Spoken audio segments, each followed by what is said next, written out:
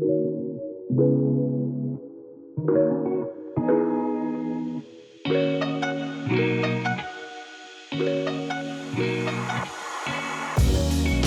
and welcome to Healing Spaces, Design Dialogue for Mental Health, where we discuss the latest topics in behavioural and mental health design with industry experts and thought leaders.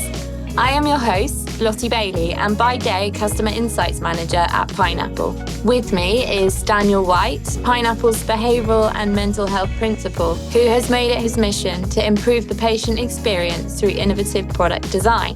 And we are pleased to be joined by two industry experts to have a chat about the future of behavioural and mental health design, where we are today, and what the future holds. We have Stephen Parker, architect and dedicated mental and behavioural health planner from Stantec in Washington, D.C. Stephen is driving projects of purpose across Stantec's global footprint from the Arctic to Australasia and constantly striving to defy stigma by design. Anosha Zanjani is the principal behavioural health consultant at Mindful Insights Consulting in Los Angeles. With a background in architectural design, mental health, neuroscience, and psychiatric research, she integrates architectural and mental health principles to create dignified healing environments for vulnerable populations. We do have more detailed bios on our esteemed guests in our podcast notes, so do have a look if you'd like to know more about Stephen and Anosha. And now, on to the burning question. Anosha, how far has mental health design come in the last 5 to 10 years? And how do you see it evolving in 2030? Thank you so much, Lotte, for the warm introduction. I'm really honored and excited to be part of this really important discussion on the future of behavioral health design. Over the years, I've had the privilege of witnessing significant progress in our understanding and approach to mental health. And we've moved from stigmatization to growing recognition of the critical role that our environments play in recovery. And I'm really excited to share my insights and hear from Stephen, a colleague I admire so greatly in this industry, as well as yourself, Lotte. So it's a pleasure to getting to know you during this process. Thank you for having me. I'm really looking forward to this conversation. Likewise. Thank you very much for having us on. I as well admire Anosha very greatly, trying to move the needle in overcoming these systemic issues that we face, designing mental and behavioral health environments for our communities that are in crisis. And I think we should have a really fantastic conversation together about how we are looking into that future and what are the steps we're taking now to kind of make that aspirational reality come to fruition. Thank you. Likewise, I've been working with Stephen and Anosha for some time now here in the US, mostly focused on the built environment, but I'm really looking forward to insightful conversation and helping facilitate that with questions on what the future holds for behavioral mental health facilities. Great. So let's get started.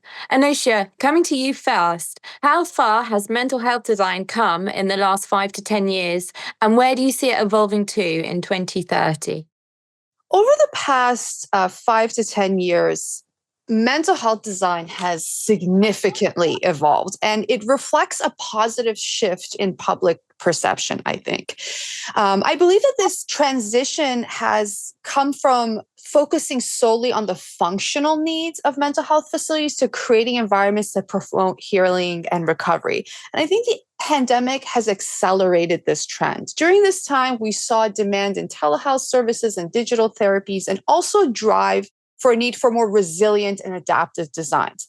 Increased awareness and acceptance, along with government funding and policy changes, have really improved infrastructure and care. I think healthcare facilities are also acknowledging the long-term cost savings and therapeutic benefits of good architecture design. Absolutely. No, I'm really excited to also help kind of answer this question. I think more so like paint a picture of this reality that we could hopefully share together. I think the pandemic was really an inciting incident for the world and raising that societal awareness and the value of the environments that we may take for granted.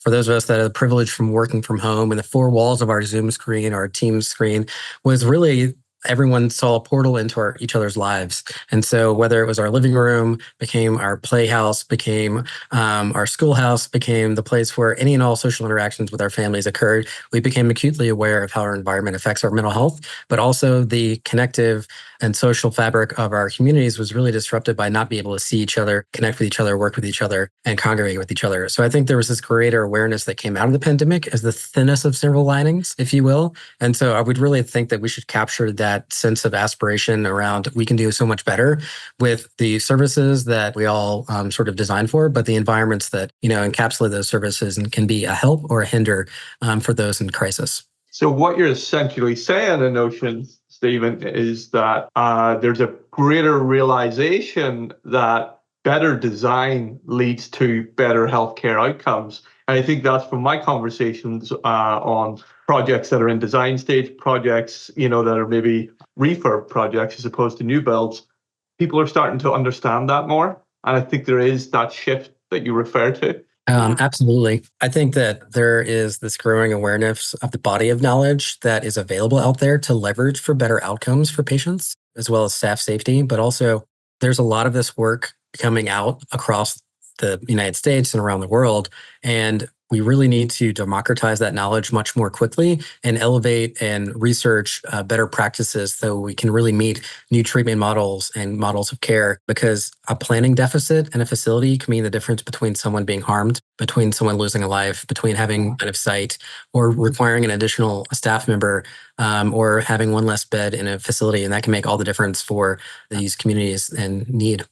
Absolutely. I completely agree with you. And I think this acknowledgement has accelerated a lot over the past 5 to 10 years. And currently, as of 2024, the global mental health market is valued at 413 billion US dollars. And it's actually projected to reach 544 billion by 2030. And the global cost of mental health conditions and the related consequences is expected to rise to 6 trillion during that time, up from 2.5 trillion in 2010. So I think this growth reflects the increase of importance of mental health services and its economic impact on mental health conditions. And I think, as you mentioned, despite this progress that we are seeing, we're still facing significant challenges, including severe provider shortages, high insurance costs, stigma, cultural barriers, long wait times, fragmented care.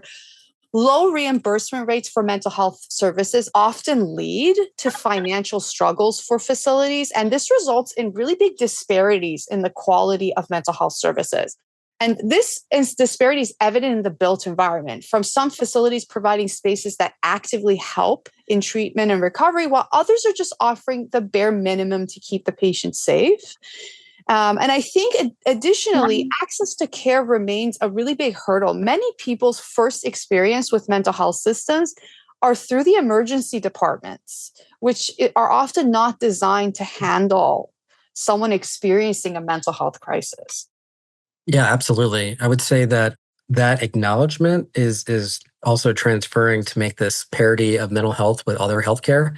You can go into any emergency department in the United States, many other countries, and there's a protocol for someone in cardiac arrest. And they know exactly what to do, and depending on what the conditions are. That is not the same for someone who is showing up in any number of crises. So I think there's this elevation of services that are sort of making comparable, equitable approaches to how mental health services are provided. And the environment should sort of follow suit, right? In the same way that we try to eliminate friction and function in environments that, especially where you don't really think about treatment or diagnostics the same way in mental health as you do for surgery or any other part of healthcare design. What is the opportunity to leverage the design of these facilities to help someone feel valued, feel dignified, feel as if they can build a relationship and a rapport and positive engagement with the provider, and they can be seen as a human being and see those trying to serve them as human beings.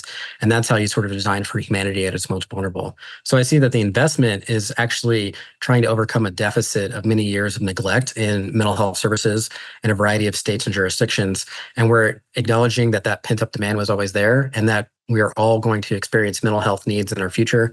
I think it was the last statistic from Mental Health America was 1 in 4 young adults is going to experience a mental health need in the next 10 years of their lifespan. And you can only exacerbate that as we find more and more studies that correlate how our built environment affects us negatively or positively in our mental health.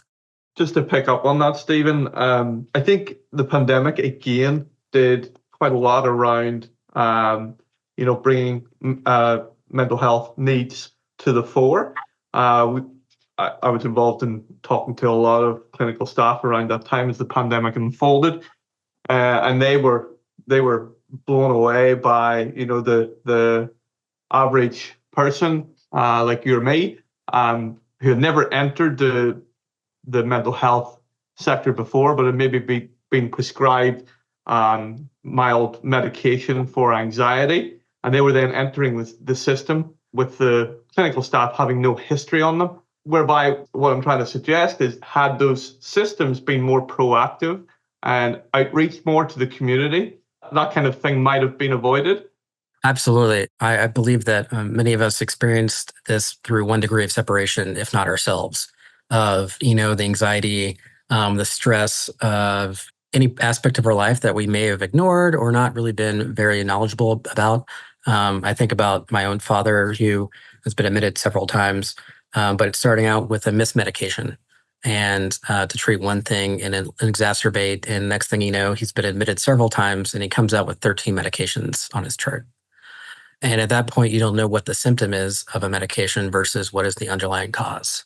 And so partially it's the education around, not just to service providers, but the community assets to maybe help prevent scenarios like that, but also what is the environment to treat a geropsychiatric patient with dignity, and the visitor experience with their family members who are trying to forge a social connection with them and aid them therapeutically through that sort of crisis in their life. And I think the built environment has a role to play in that, to really acknowledge those stakeholder groups and integrate them more holistically. If we're looking into the future, that is one thing I hope for. Yeah, thank you so much for sharing that with us, Stephen. I know, that must have been a very hard period of time for you. And I think this also speaks to, what does the future of treatment look like? Because, there's a lot of conflict about, are these medications addressing underlying causes, or are they just addressing temporary symptoms? And I think when we look into 2020 and beyond and the built environment, I think that really dovetails with the advances in treatment that will be coming online in the near future. And I think it's going to reshape how treatment is delivered, what kinds of treatment is delivered. And I think the first shift is towards upstream prevention and recovery, and an emphasis on outpatient and community-based care. And there has been a lot of increase in construction across the behavioral health continuum, supporting early intervention, treatment, recovery, and prevention, which is great because it's very much needed. But I think that this care is now beginning, I think you mentioned this, Stephen, earlier, it's going to extending beyond traditional systems like schools, workplaces, transitional housing, and even our homes. And I think the pandemic has, as you said, it really propelled this.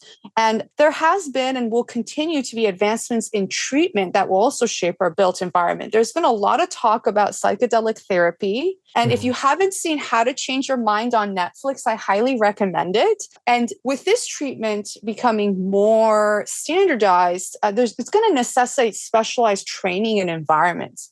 And neuromodulation techniques, including repetitive transcranial magnetic stimulation and deep TMS, also requires special setups and a calming environment because the machinery is a little intimidating.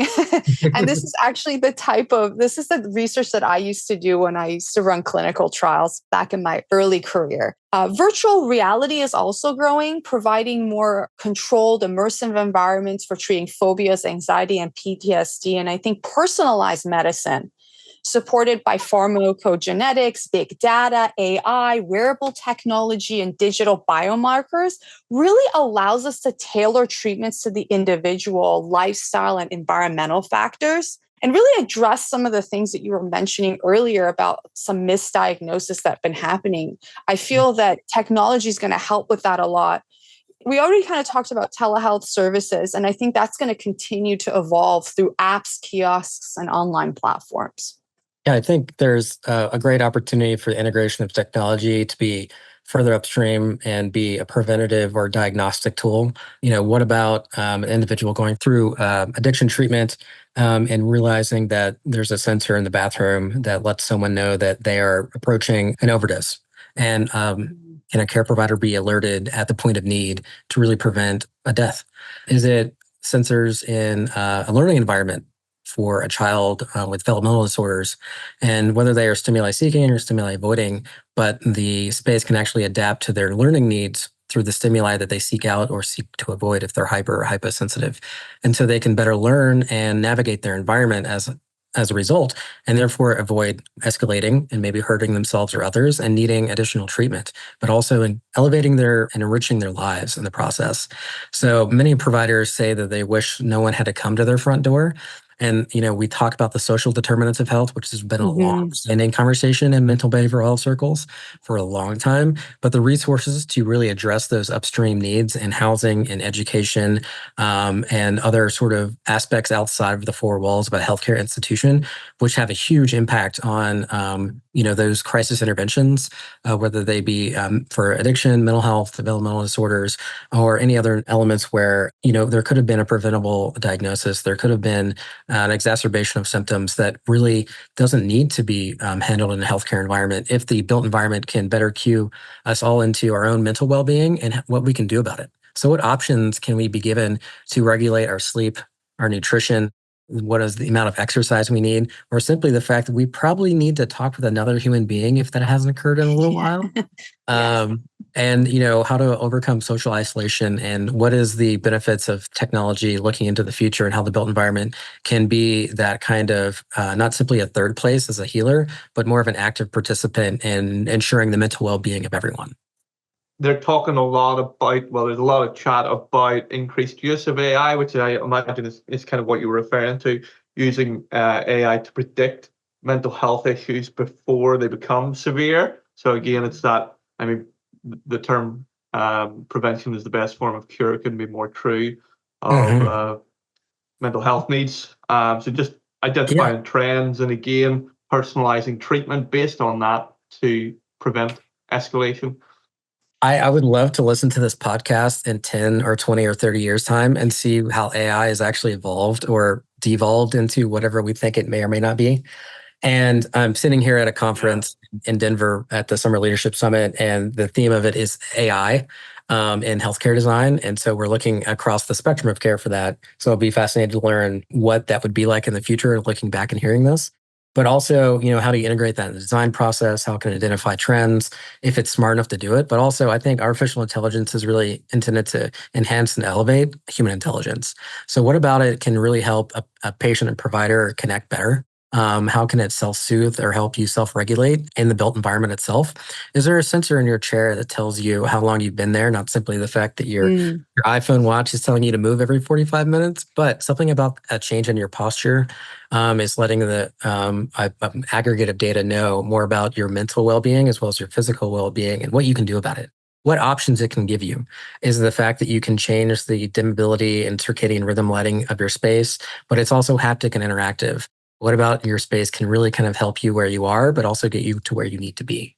Yeah, that's brilliant. Yeah.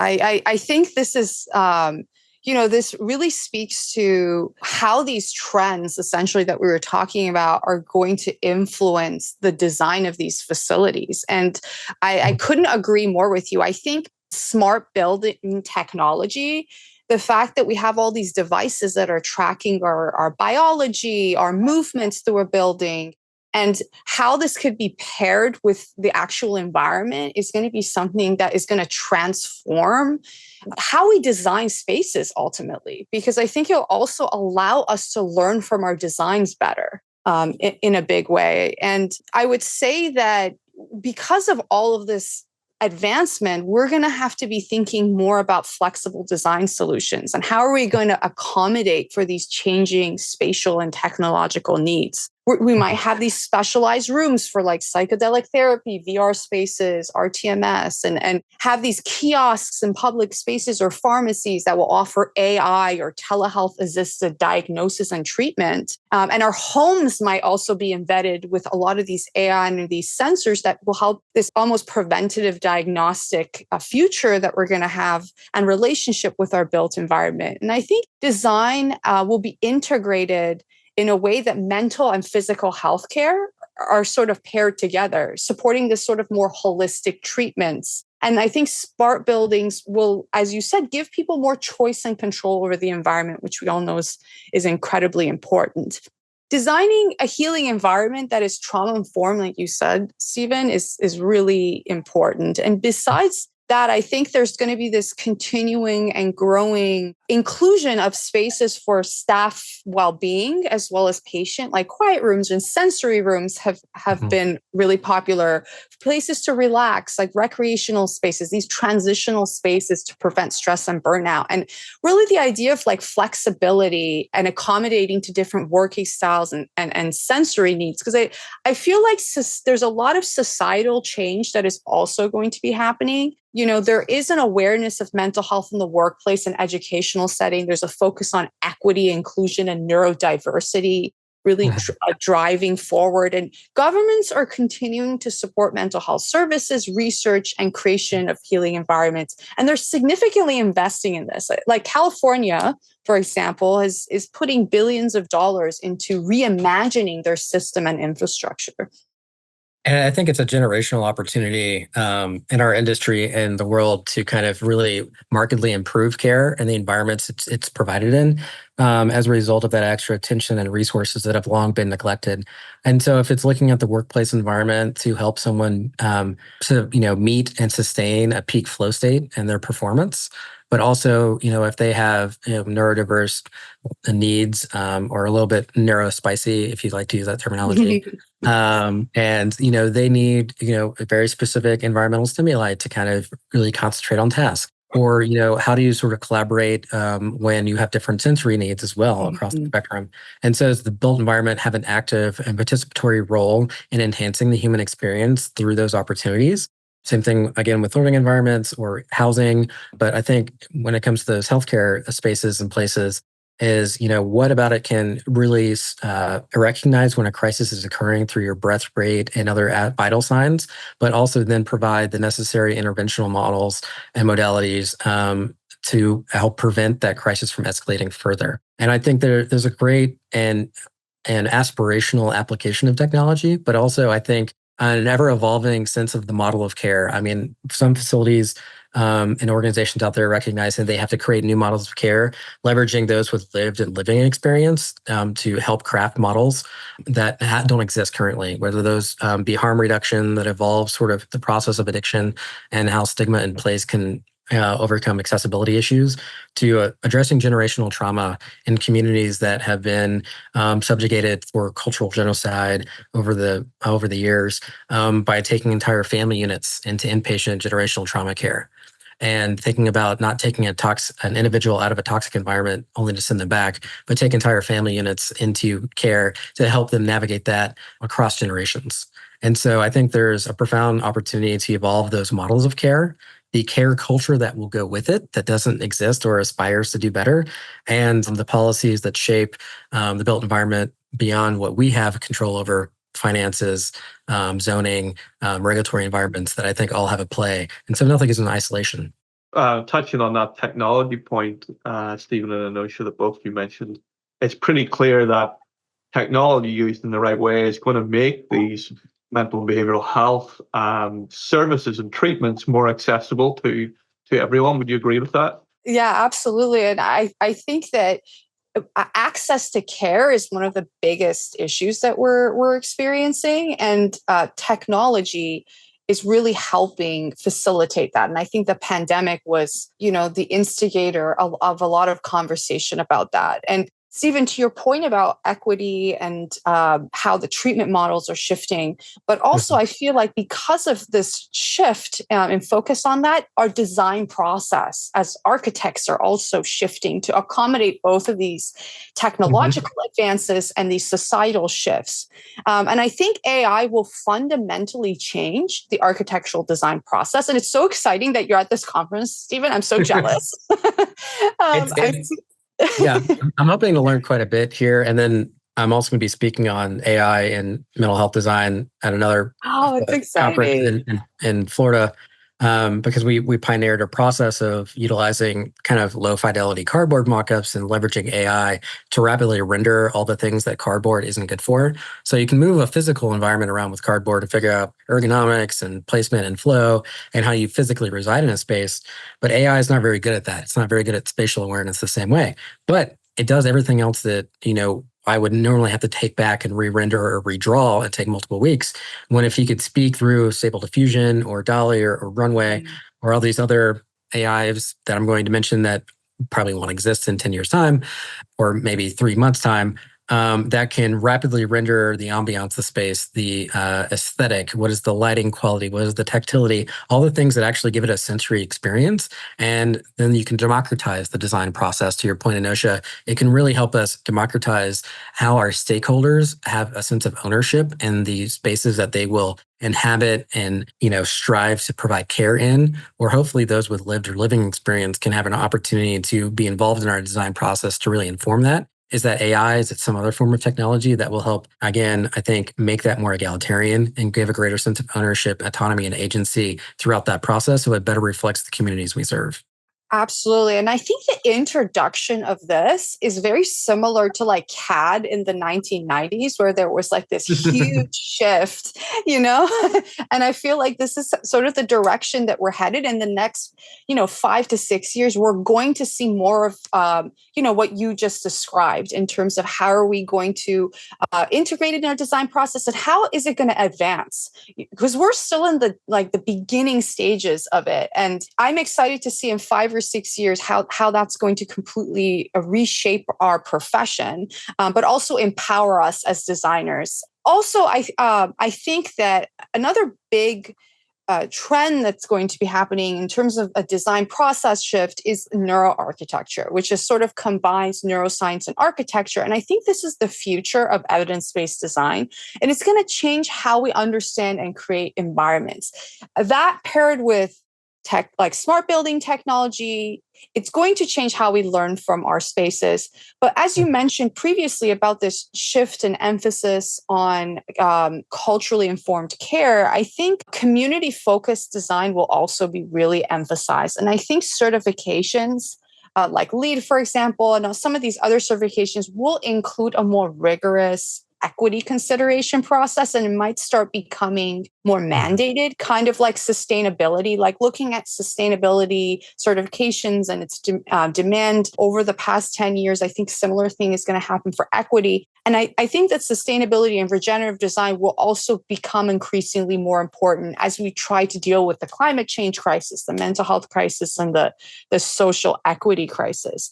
And I think certifications like the Well Building Standard, which focus on wellness, like as it relates to air, water, nourishment, light, fitness, is likely could become mandatory maybe in the next 2 decades as it gains momentum. And I think a lot is changing very fast, but I think it's in the best way. One thing I think we have to remember is that what we design now and in the next several years will be realized in the next 5, 6 years in the future. And the pace and lifespan of technology and technological advances is much shorter than the lifespan of the buildings we're designing. So we have to be designing for the future, and the future that we are essentially talking about now. And I think that's an aspirational future, right? That we want to design for. That's going to be so much better than hopefully so much better than what we're currently living and breathing. And so how do you design for that kind of future state that value the flexibility of ever evolving technologies, and models of care and treatment modalities?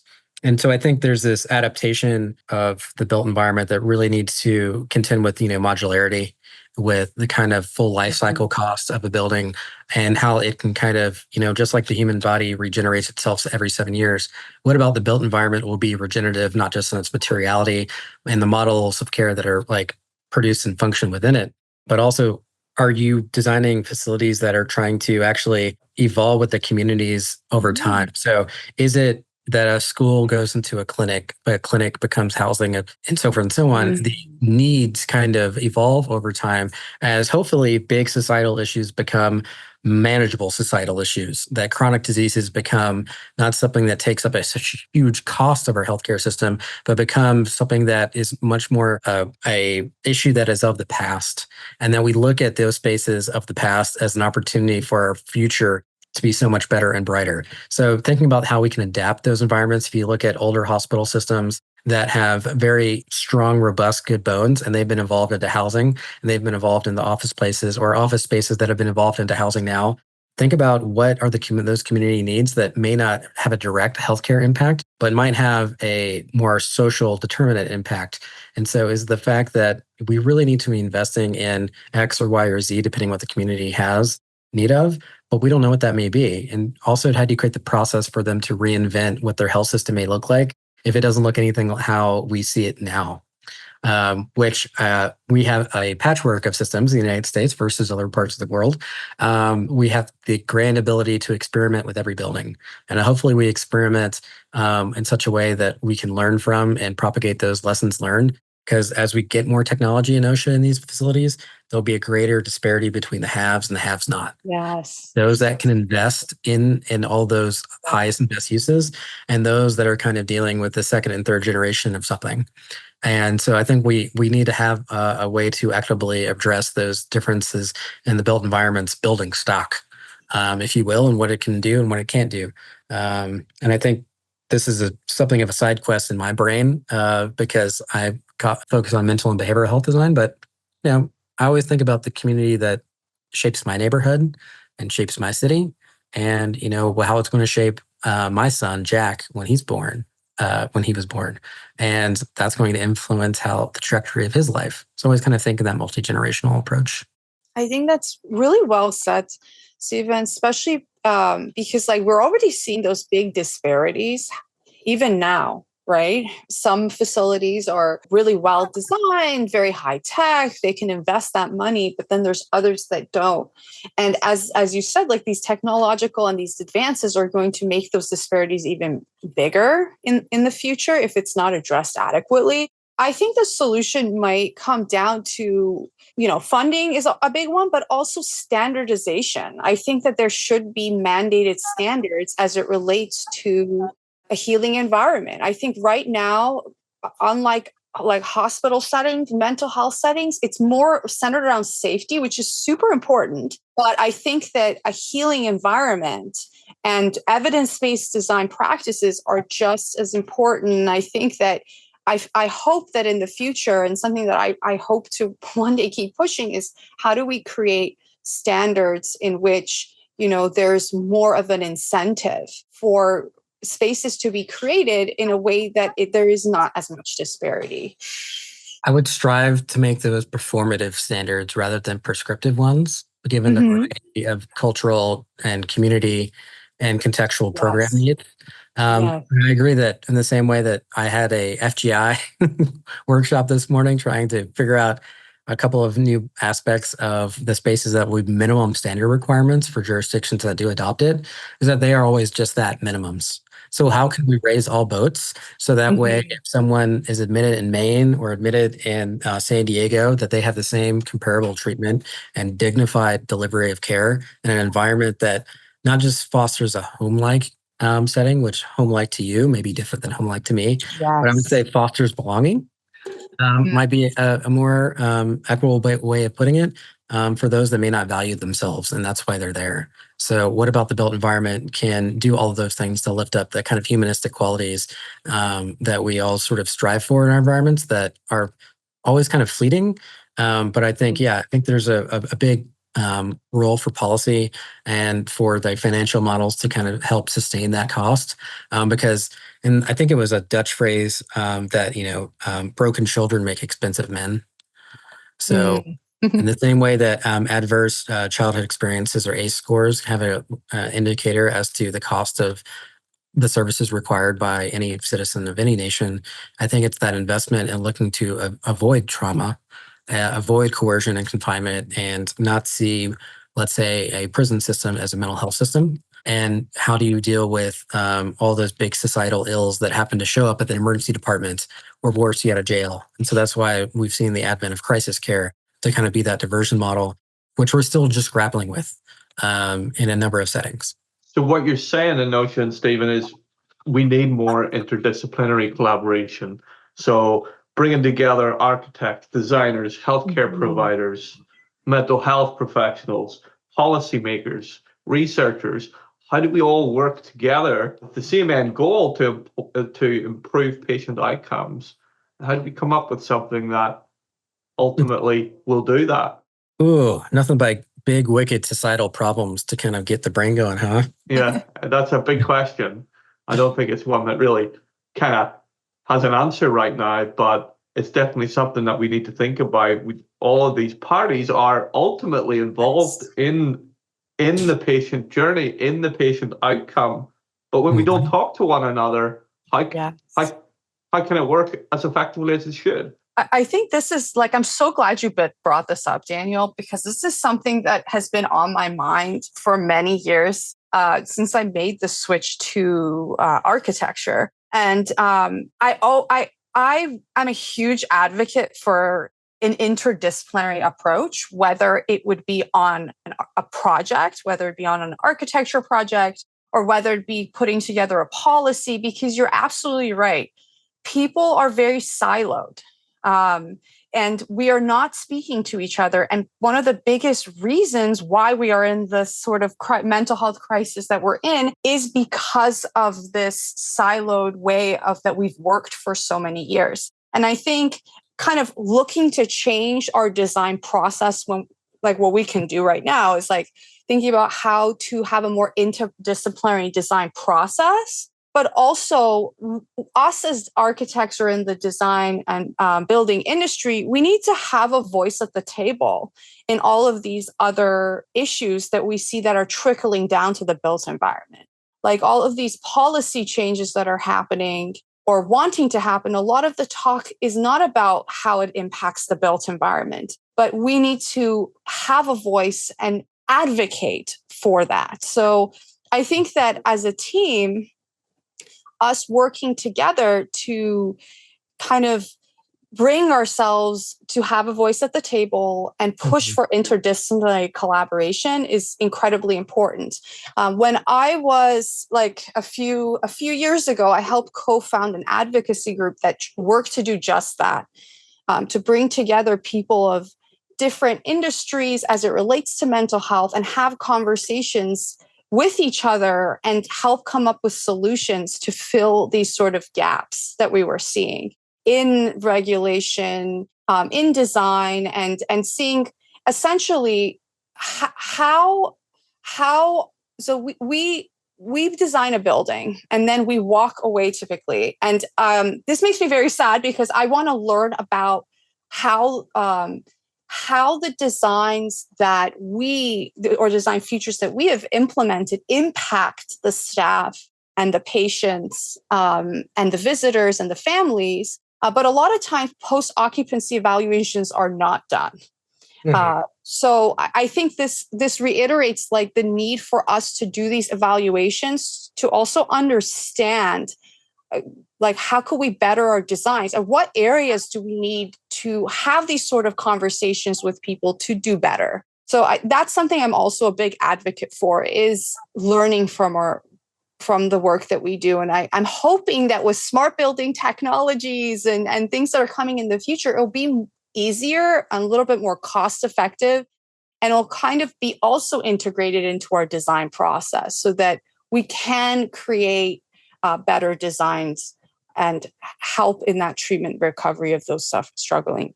And that's good, Anosha, because you could have your funding could be all sorted.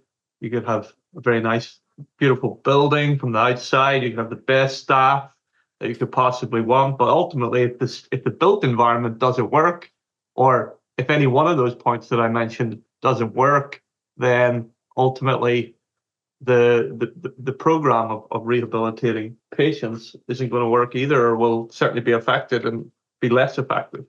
Yeah, no, I I would say that culture has a huge aspect to this. So design culture, for those of us that have gone through design schooling, Mhm. or those that have crafted the care culture of the environments that they provide services for and go through medical school and they develop a culture around how they serve one another. I think there's something to be said about that culture eats policy for breakfast. And so how do you design for a culture that aspires to do better than what we have? And I think that's speaks to when you design with values, you learn from trends and you play with fads. There's an experimental process and being open to that experimental process to try something different. Whether that is a community trying to address addiction, whether that is a community dealing with generational trauma issues, we're going to have a couple of different methods and methodologies to go about it. And I find the communities that have found a very resilient way of amalgamating different funding streams, because they're like, I'll take money for this and money for that and money for this, and I will like create the thing I need to address this issue.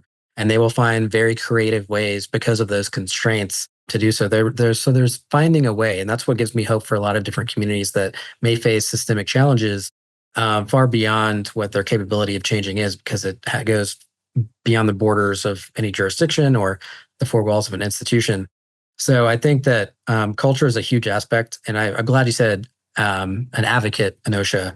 You know, we often divorce ourselves from the political process or policy, but I think we have a great voice to tell a story about how these environments can really help communities that are dealing and struggling with patients that can't go anywhere else. And how do you do that humanely? How can we advocate through design? How are we design advocates through every building project and the story we tell, as well as the research that we can hopefully learn from it? And so maybe not just post-occupancy evaluations, but a continuing occupancy evaluations. So that way it's a constant sort of back and forth between the model of care, the built environment, and those that are manning and staffing it and funding it. So there is a feedback loop to improve these things. So it's not simply about market catchment and the number of beds or how many staff you have, but what are those patient outcomes directly tied to design? How do we elevate that research so that all designers are aware of it? So we're not refurbishing facilities that are relatively new because there is a fundamental planning or structural issue to overcome to providing good care. So I would say culture and advocacy are two aspects that I would really hone in on to kind of, contend with those issues way before there is ever design brief in front of me as well. Beautifully said. Thank you, Stephen. And so, as we're running out of time now, I just wanted to ask you all, we've spoken a lot about the disparity in care and the stigmas around mental health that are changing over time, looking at potential standardized levels of care, and also potentially the need for better communication amongst designers, care providers, architects, a bigger picture. In terms of looking at our 2030 goal, what would be for each of you the first priority for you to look at to grow towards and improve? For us as designers, I would say we should prioritize like empathy, collaboration, and user-centered design. Understanding that the lived experiences and needs of people with mental health challenges are really important when creating these environments and the solutions that truly support their well-being. You have to listen deeply and involve those who are using the space and services in the design process. That's why I'm a huge advocate of community engagement. And I think as a society, to reach the ideal situation, we have to increase investment in mental health infrastructure, ensure that both governments and private sectors allocate more funding towards the development and renovation of these environments. We have to embrace the technological advancements that we just talked about today, like AI, telehealth, wearables, smart buildings, which will enhance our ability to diagnose, personalized treatment plans, and provide real-life monitoring. Promote interdisciplinary collaboration, like we just talked about, between architects, mental health professionals, policymakers, and technology experts now, is crucial for designing these spaces, both that are functional and therapeutic. And implementing trauma-informed design and neuroarchitectural principles to essentially create environments that minimize stress. And, just reiterating what we talked about, advocating for policy change and supporting for the increased funding to enforce, evidence-based design standards for facilities, and focusing on sustainability and regenerative design, and investing in comprehensive research to understand the impacts of the built environment on mental health and how it will inform and continuously improve our design practices. I think by taking these steps, we can create a mental health system that is more accessible, effective, and supportive, ensuring that everyone has the opportunity to receive care in an environment that promotes healing and ultimately well-being. Thank you. And Stephen, for you, same question. Aside just saying ditto. I was pleasantly surprised and encouraged when the AIA adopted encouraging and adopting physical and mental well-being into their policies. And so that also means that they're looking to implement that topic into schools of design and architecture, which goes back to that element around culture. If we as designers can exercise empathy as a muscle and learn it in design school and create a better studio culture with which then will shape the work culture that we go into, and then that will craft the environments and the communities that we design for, that goes a long way to your point about policy, Anosha. It's in multiple levels in organizations about how we exercise that empathy as a muscle as part of the curriculum in schools of architecture, but also in institutes of medicine and how doctors are taught, and that they're increasingly aware of the social determinants of health. And that, if there is trauma, to be informed in their care, that can also be spaces that are trauma informed. And we can better align those needs of the community far along in the continuum where they don't become exacerbated needs. So I think there's a number of avenues that Anosha touched upon, from sensory-enabled architecture, where every space enables you to be at your peak as a human being and help you deal with stress, anxiety, and adverse emotional states beyond the four walls of a sensory room or a quiet room or a calm room. And that all spaces can kind of help you enhance the human experience and avoid the need for going into institutionalized care. And I think there's a huge aspect of where architecture can be that healing third place without you ever realizing it. And I think that it may have a small role in many individuals' minds, but I think that hopefully communities and clinicians and other collaborators realize that there's a lot of influence the built environment has on our mental well-being and resilience, and then how can we best leverage that much further upstream to prevent crisis in our communities. Thank you. And Daniel, any thoughts from yourself? Well, again, just following on a similar vein to what Stephen and Anosha have discussed, but I think that human-centric piece is so important. When these facilities are being designed, I think it helps that we design with empathy, as Stephen mentioned. We design it as if it was us or our family. We put ourselves in the shoes of the patient. We think about that patient journey through the facility. Because Anosha mentioned at the very start of the podcast, in her opening comments, I believe, about moving away from just having a functional space to also having a design-led, therapeutic and comforting space, because there's no reason why they should only be safe and functional. They should also be therapeutic and comforting. And I think, again, things like color scheme, lighting, acoustic properties, other ways to really reduce stress and anxiety for the patient. And then also patient empowerment, I think, is going to be a much greater thing right now. There aren't a lot of options for some of these things right now, but patients having greater control over their environment, such as adjustable lighting, we already mentioned that, temperature control, privacy options, empowering the patient really to take an active role in their own healing journey so they can self-heal. So personalized spaces, ultimately the space can be personalized so the patient feels more comfortable, it's home for them, they feel more secure.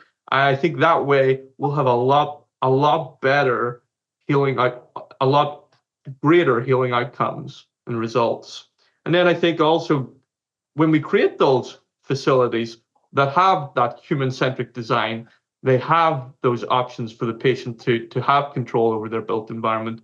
And we bring the community in. I think that's a really important thing to destigmatize. So bring the nearby community into the facility. And I know one of my clients was is actually opening their unit early, their brand new inpatient behavioral health unit early to allow the community to come in and spend a day in the life of a behavioral health patient. I think these things are being done to really destigmatize behavioral health care.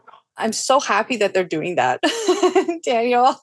I really hope that I get a chance to experience it because I know you said it was in California.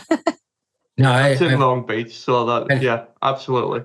I'd be thrilled to kind of see the outcomes of that, and hopefully they do some research or publishing on it, because I think that goes to a diagnosis need not define you as a person. Yeah. It can simply refine the perspectives you bring to the world. And I think that kind of human first, person first language goes a long way to destigmatizing of what we call spaces and places and people along the way.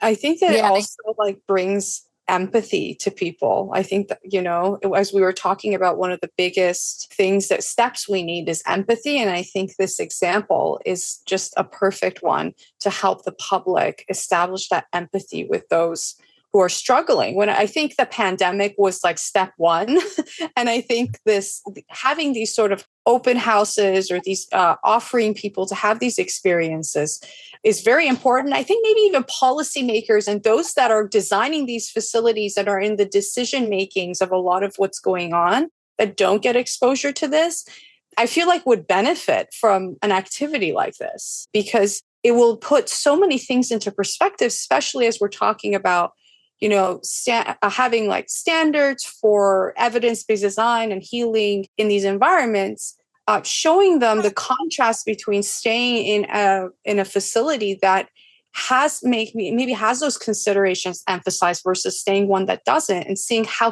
big of a difference that makes. And this goes back to the point that you made, Stephen, about the research. Mm-hmm. Doing research on this and really publishing on it is that, it makes a huge difference. And I think the more people experience that, the more we could propel a big change happening in that direction. Absolutely. That's why I think that's why you have to exercise empathy like a muscle. I do a mental health sketching workshop where we hear from those with lived or living experience. And we go through an empathy exercise where you do that day in life, which is not uncommon in medical planning, but is maybe not as common for those that craft policy. For those that operate facilities and so forth, and many other stakeholder groups. And so I think that goes to the point of just collaboration and communication. And so we rely on, hopefully our partners in crime across the industry, whether it be manufacturers or consultants or clinicians or facility operators, as well as the communities themselves, to find ways to exercise that empathy and build that rapport. Amazing. Well, that certainly gives us plenty to think about, and I want to thank you all for your insights and thoughtful contributions to the discussion, one which I'm sure we could continue for hours. And hopefully we will see you back on this podcast again soon. And for our listeners, thank you for joining us. Do make sure to follow our podcast so as not to miss the next episode. Thank you. Thank you. Thank you so much. And then someone deleted the recording.